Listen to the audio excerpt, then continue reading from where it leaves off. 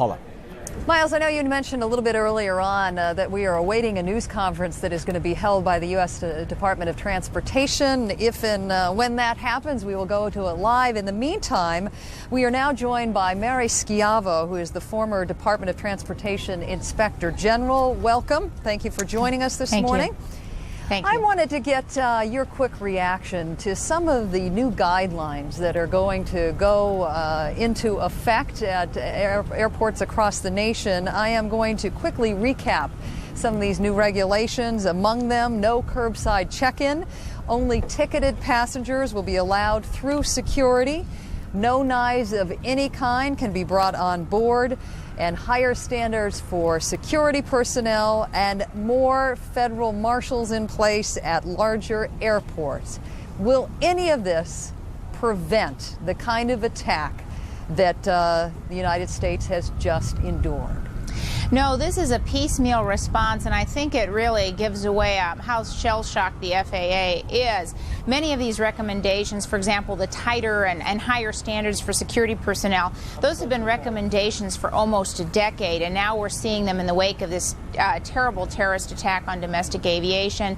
We have had sky marshals, by the way. We have very few numbers, but increasing that is definitely an improvement. But what we need is coordinated law enforcement to run our aviation security at our nationwide airports in a coordinated manner, not a civilian FAA piecing it together with local authorities across the country. And this has pointed up that great shortcoming. All right. Well, what do you mean by that? That you'd have law enforcement agents stationed at every security zone in an airport? They would be the ones overseeing the checking in of luggage and the handling of hand baggage as you head to your airport gate? No, actually, it's more pervasive than that. It stems from the very top.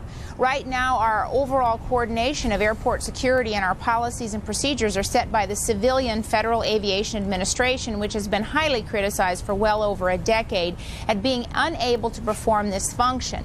The law enforcement function overall, setting the policies, running the programs, telling our airports, our almost 400 passenger service airports, how to do this in other countries is run by law enforcement, not by the civilian FAA.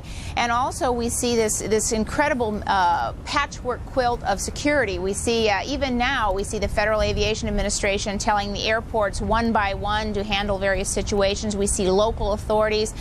We see local security and police forces. And what we need is a national coordinated federal law enforcement oversight of airports, because we are only as safe as our weakest link. If Boston Logan is weak and you can board a plane at Boston Logan and go compromise Chicago or Columbus, then the entire system points out the fallacy of having it on an airport-by-airport basis.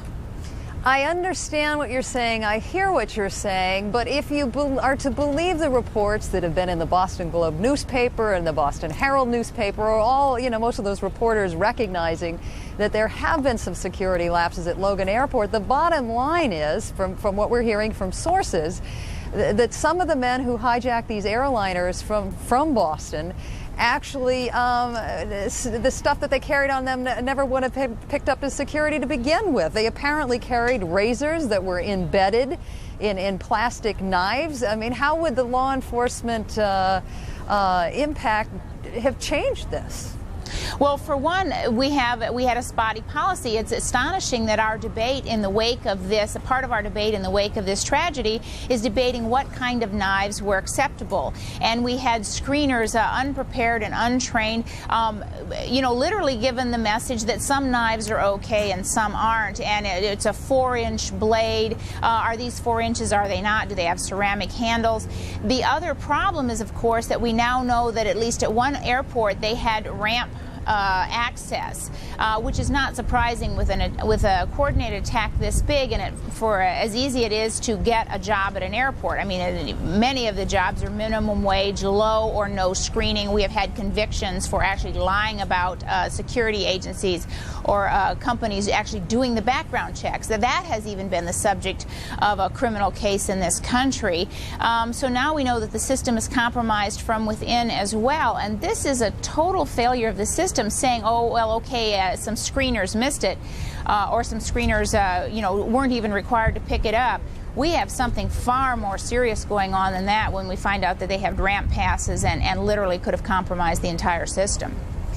But once again, even if you had had this plan in effect that you're suggesting, with law enforcement basically running aviation across the country from top to bottom, the fact remains that given how martyrdom in some parts of the country, or excuse me, in some parts of the world are honored and promoted, if you want to get onto a plane, you're going to find a way onto the plane, and is there anyone that can stop you from slamming it into a building? Absolutely, and we have to stop it. See, that's the whole point. I think it's the fear that we can't stop them. Of course we can, and remember, we're not talking one, we're talking four. And if we are unable through a minimum wage employees to stop 4 airplanes being used as a bomb because we say, well, we can't pick it up on a metal detector, then the answer is actually astonishingly simple. Then don't do it that way. If we do not have the ability to screen this out, I was struck by the fact that people are aghast that they might not be able to carry on the dozens of carry-on bags.